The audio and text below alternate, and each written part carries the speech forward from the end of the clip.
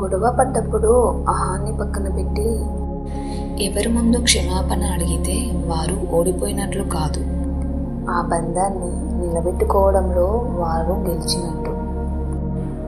జీవితంలో పని ఎంత ముఖ్యమో విశ్రాంతి కూడా అంతే ముఖ్యం.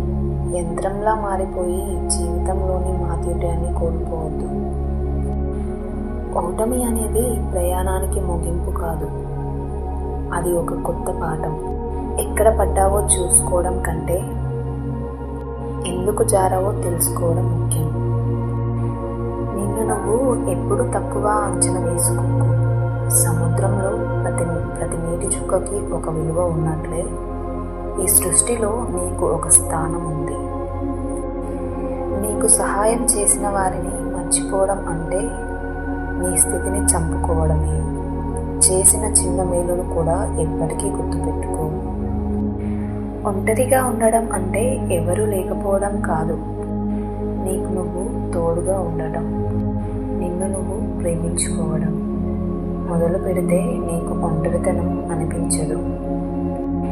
నీ శరీరం సహకరించకపోతే ఎంత సంపాదించినా అది అనుభవించడానికి వీలుండదు.